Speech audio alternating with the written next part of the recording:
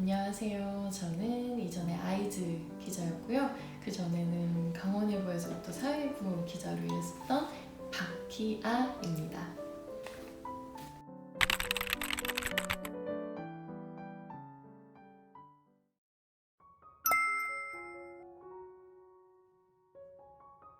사실 인터뷰 기자가 되는 다른 특별한 방법 같은 게 있는 건 아니고요. 저 같은 경우에는 정말 많은 분들을 책에서 인터뷰를 할 수 있었기 때문에 그런 호칭을 제가 이제 와서는 좀 부끄럽지 않게 붙일 수 있게 된 것 같아요. 근데 인터뷰라는 게 사실 엔터테인먼트 쪽에서는 포털 사이트 메인에 올라가는 굉장히 짧고 그리고 단순한 기사들이 인터뷰라고 이제 명명되는 경우가 많은데, 저 같은 경우에는 그걸 별로 원하지 않아서 회사를 나온 다음부터 정식으로 이제 책으로 그 한 사람 한 사람의 이야기를 좀 자세히 담아보자 해서 여태까지 이렇게 인터뷰를 오래 해오면서 인터뷰 전문 기자라는 이야기를 들을 수 있게 된 것 같습니다.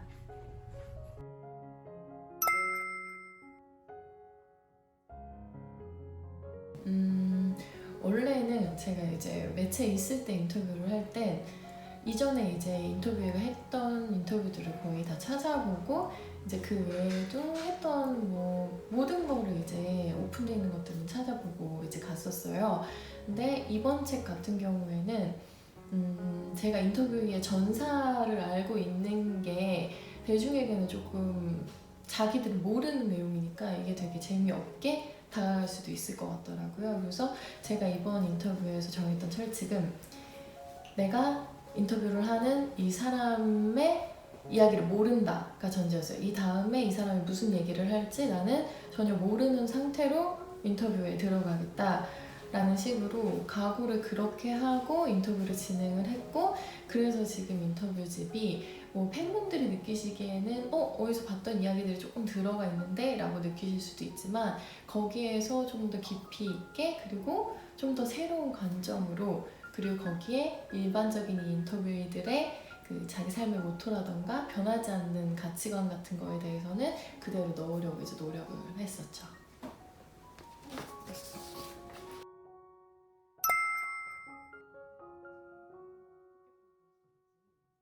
저 같은 경우에는 눈을 보면서 대화하는 게 제일 큰 철칙인 것 같아요. 사실 인터뷰할 때 앞에 이제 컴퓨터를 놓고 치면서 인터뷰를 하는 경우가 되게 많은데, 그게 이제 시간에 쫓겨서 그런 거거든요. 근데 저는 이제 시간에 쫓기면서 인터뷰를 하는 게 아니고, 이 한 분 한 분은 충분한 시간을 가지고 들여다볼 수 있는 기회가 있었기 때문에 굳이 컴퓨터로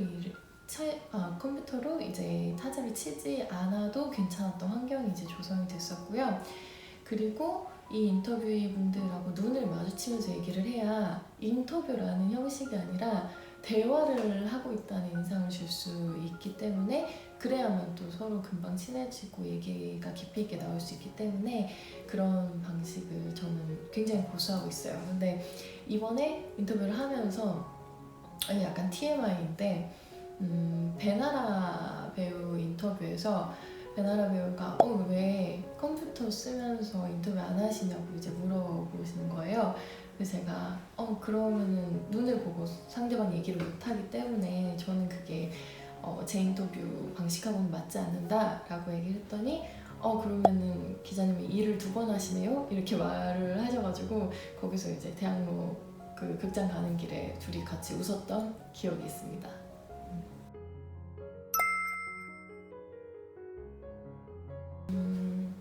인터뷰 질문은요, 그 사람에 대해서 관심을 갖고 들여다보기 시작하면 사실 물어볼 것들이 자연스럽게 많이 생겨요. 그래서 이번 책 같은 경우에는 이제 인터뷰이 분들의, 제가 아까 말씀드린 것처럼 전사를 제가 모른다는 가정하에 이제 들어간 인터뷰지만, 그럼에도 불구하고 당연히 이분들의 작품을 다 들어봤고 읽어봤고 다 보러 갔던 거기 때문에 그게 기반에 깔려 있으니까 제가 아무리 전사를 모른다는 가정하에 인터뷰를 시작하더라도 일단 이분들의 필모그래피 같은 게 정리가 돼 있는 상태라서 굉장히 자연스럽게 인터뷰를 이어갈 수 있었던 것 같아요.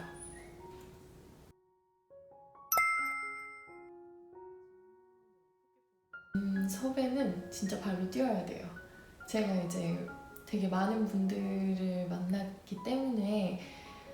근데 사실 그 전부터 저에게 그걸 물어보시는 분들 굉장히 많았거든요. 도대체 이 인터뷰들을 어떻게 섭외한 거냐고.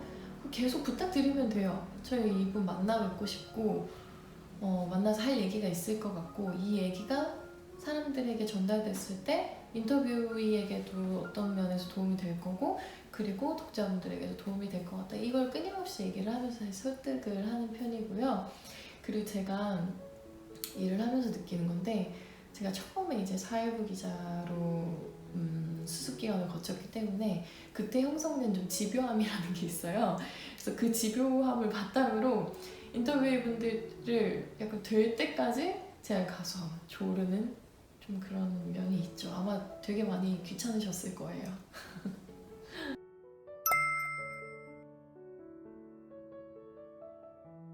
네. 반응 너무 제가 며칠 동안 이제 조금 전달을 해드렸었는데, 책을 받고 일단 놀라시는 게 2권으로 나왔어요 라고 하고 굉장히 많이 놀라셨어요.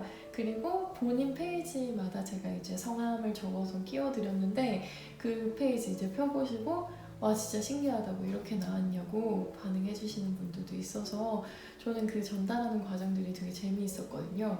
물론 이제 모든 분들을 전달해드리지는 못했지만 적어도 받으신 분들은 이제 그 다음날에 또 내용을 이렇게 잘 정리해줘서 너무 고맙다라고 연락을 해주시기도 하고, 그래서 저는 그냥 딱 책 전해드릴 때 와 하고 진짜 놀라시던 그 모습하고, 그 다음에 이제 연락 주시면은 제가 너무 감사하다고 말씀드리는 그 순간이 사실 되게 좋아요.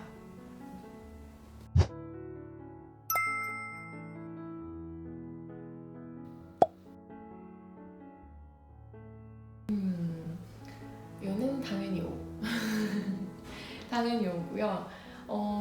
특히나 이번에는 코로나 시국이었어서 인터뷰를 하는데 그 상대방 이제 인터뷰분이 되게 우울해하시는 경우들이 좀 많았었어요. 그래가지고 제가 그거를 어쨌든 저는 안고 가야 하는 사람이기 때문에 얘기를 하면서도 되게 조심스러웠던 부분들이 참 많았고요.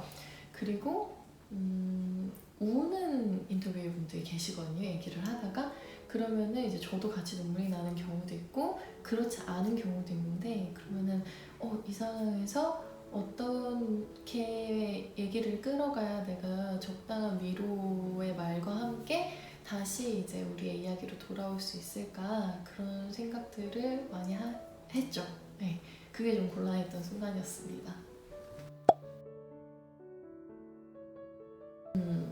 저는요, 이거는 세모예요. 왜냐면 저는 대화라는 표현을 되게 좋아해서요. 사실 편의상 인터뷰라고 얘기하고 인터뷰와 인터뷰라고 표현을 하지만 사람 대 사람으로 이제 만나서 얘기를 하는 거니까 저는 최대한 제가 기자라는 생각을 안 하고 말씀을 해주셨으면 하는 바람도 있고, 제가 워낙에 사람들한테 좀 성큼성큼 다가가는 타입이다 보니까 대화라는 표현이 사실 더 좋기는 해요.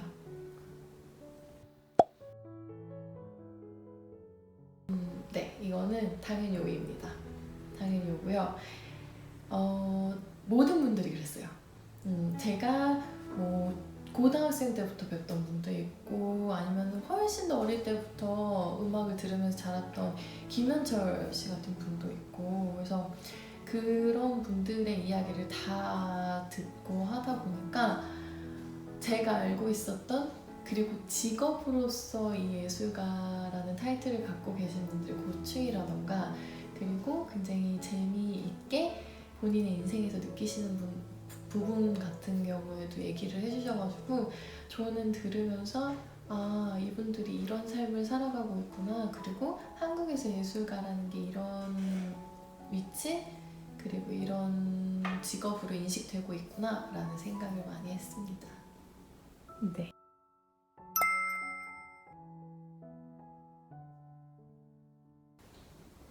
저는 이거 우리의 얘기. 이거 사실 되게 특별한 우울한 직업이라고 생각하실 수도 있어요, 예술가가. 근데 생각해보면 그 뭐 직장인 분들이라던가 그냥 일반적으로 생활하고 계시는 분들도 아마 이 책 펴서 보시면은 내가 느꼈던 거, 그리고 내가 뭔가 해소하지 못했던 것들, 그리고 내가 그냥 꿈이라고 생각하고 어린 시절에 넘겨버렸던 것들에 대해서 얘기를 하고 계신 이 인터뷰의 분들의 모습이 보일 거예요. 그래서 저는 이게 특별한 사람들의 이야기를 읽히지는 않았으면 좋겠어요. 그래서 프롤로그에도 계속 쓰기는 했는데 이 인터뷰들의 이야기가 가서 닿을 때는 굉장히 일반적으로 우리가 느끼는 고민이라던가 모든 것을 품고 있는 이야기로 다가왔으면 좋겠다, 그런 생각을 합니다. 그래서 읽으실 때도 그런 부분에 초점을 맞춰서 읽어주시면 좋을 것 같아요.